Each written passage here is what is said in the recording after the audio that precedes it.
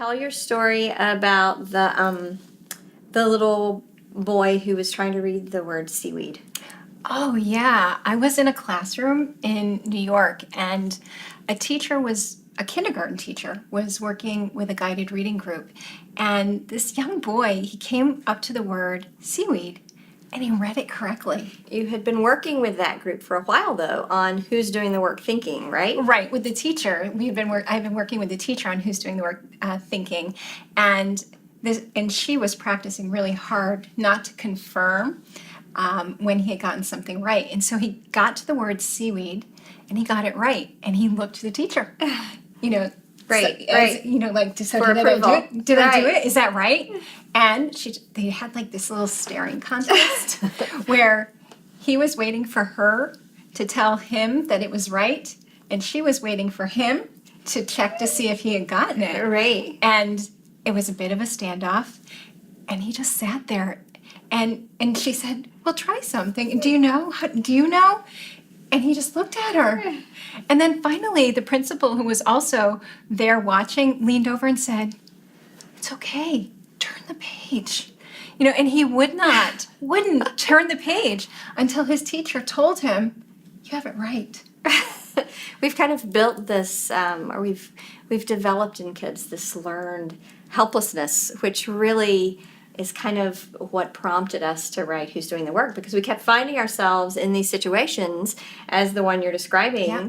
where we were saying, really, who's doing the work in this situation? The kids are learning to depend on us so much.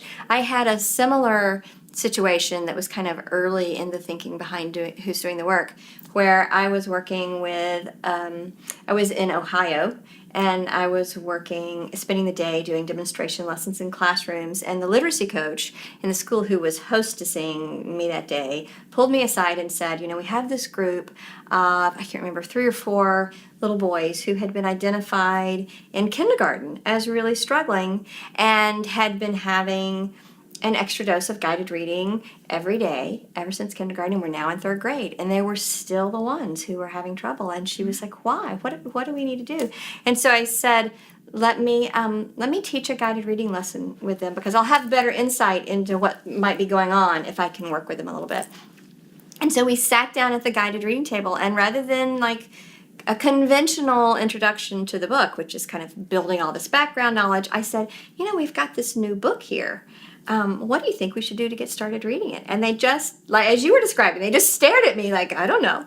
And after several seconds of wait time, one little boy very sheepishly, he like raised his hand and he said, "We could open it."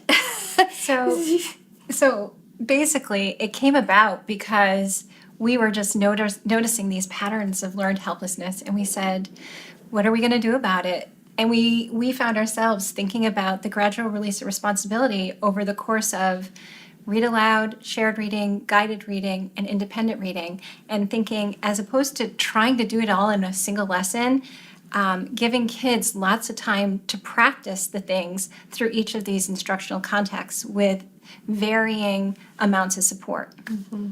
So the gradual release of responsibility is, kind of reframing it and re-envisioning it and reclaiming it, particularly the pieces that have been neglected in favor of one or the other, and really maximizing it to support kids. And saying that kids need all of those contexts in order to be able to truly become independent and proficient. Mm-hmm.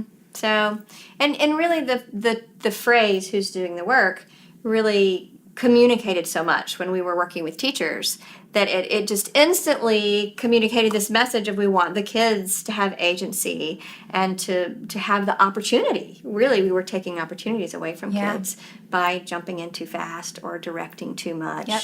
And so the phrase really began to catch on, and so it's like, this really is something that communicates this big idea.